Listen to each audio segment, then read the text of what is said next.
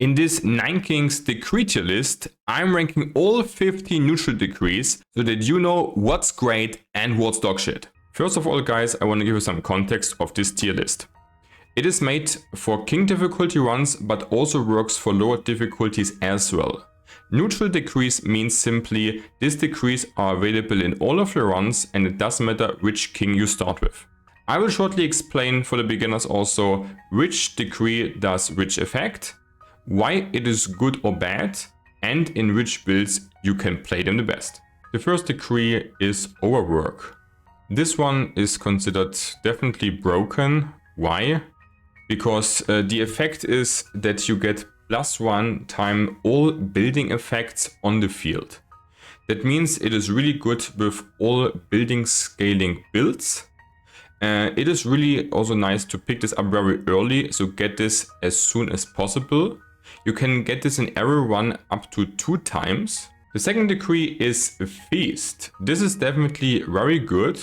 It gives you double the HP to all troops on the battlefield.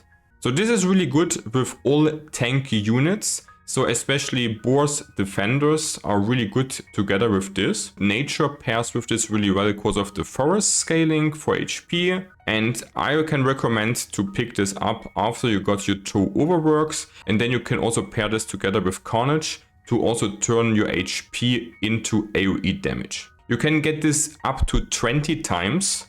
And for the people who are asking me now, how can you know this? I simply tested it. Next up, we have the Sharp Blades, also very good.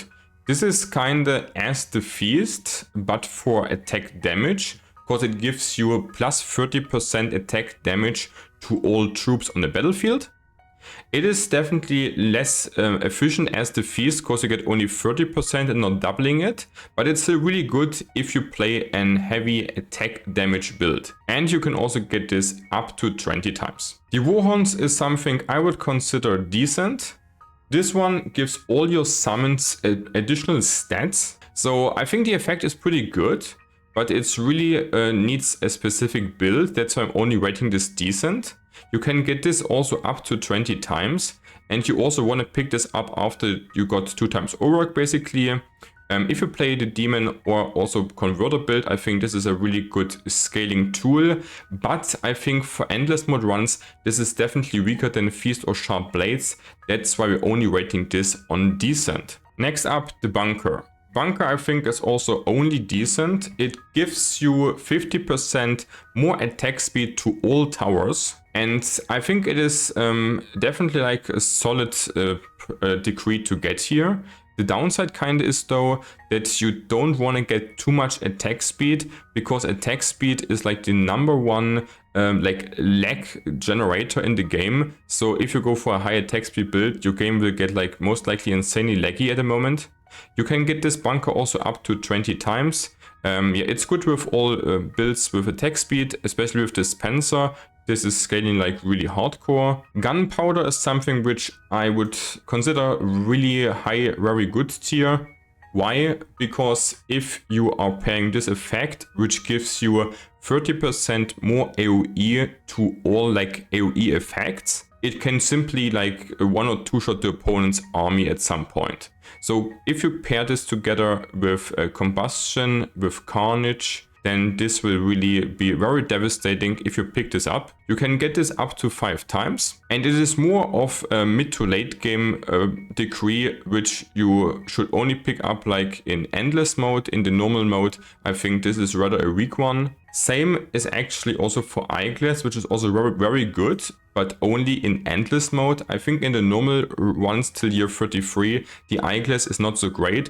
It gives all your troops and towers plus 20% critical chance, and you can pick this up to 5 times so that you kind of guarantee 100% crit on all your attacks. So this is basically good with all builds which are relying on attacking. So Eyeglass, one of the best super late game endless mode decrees. And if you combine this now together also with the Fist actually, which gives you double crit damage, then you can generate a really, really strong super late game endless mode build. You can pick up the Fist up to 3 times. And this will make your builds also really a lot stronger. Also, if you combine now Gunpowder with Eyeglass and Feast together. Next up, we have the Leatherworks. This is definitely also actually high rated, decent decree.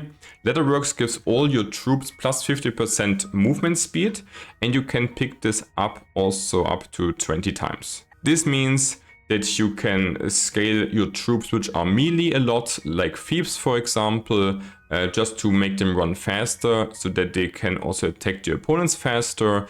It is not really giving you especially like scaling so much, but if you maxed out already Sharp Blades or Feast for example, then this is like fine to pick up on top. One of the best super late game decrees is the outsourcing. I'm only rating it decent because it is only good in the super late game like year 500 plus, and also only if you actually have no economy game, so no vaults or no money generation with Midas Touch for example. Outsourcing gives you 1 time 9 free rerolls, and this is especially valuable in the higher endless mode runs when the rerolls getting very expensive. You can pick this up to 20 times. The same thing also for the gambling. I think gambling is also pretty decent. I wouldn't pick it up early at all. You can get it only 1 time. It doesn't really matter which build you play, because the effect is that you are simply not any longer able to pick your card rewards, but instead you gain 2 random cards. Endless mode runs are also benefiting from this a lot to gain like more cards for more economy and also for more scaling. But you shouldn't pick this up before you kind of have your base build maxed out. So I would say also in the higher years, year 100, 200 plus, you can start to pick this up, because then it doesn't really matter so much which cards you are picking. You will most likely reroll a lot the shops anyways. So now we come like to the really kind of lower tier ones. Like the loan, I think is, should be considered bad, honestly. Like loan is only in one situation kind of decent, and this is if you play early game dispensers, but the other stuff is simply just a lot better than the loan. So the exploration, I think, is also like pretty bad. Like it is giving you only like 90 gold, but also not even the gold itself, but you get instead like free fields, and they are also random. You are kind of relying on RNG to get good fields to really utilize them, which is really wacky. So I really don't like this at all. You can get this up to 20 times. I have no clue why, because you can never unlock that many fields. So random, guys. I think random is also pretty bad. Like I think the random effect is kind of interesting, that you just like get more Venom stacks, but Venom builds are not so good at the moment, because in order to make Venom good, you have to play attack speed. But if you play attack speed, then you will cause just massive lag. And massive lag is like not so nice. And also the other stuff like Sharp-Blades and Feast is just way better than a bit of poison stacks, because this is scaling really slowly. And that's also why I want to say that also like the thorns are also not good, because in the most runs, your units will potentially get one-shot at some point, and they will really not get much stacks out of the thorns. So I don't think you should ever consider picking this up. If you enjoyed the video, guys, boop the like button. And if you want to see more 9 Kings tier lists or also crazy gameplay videos, then subscribe right now to the channel. Thanks, guys.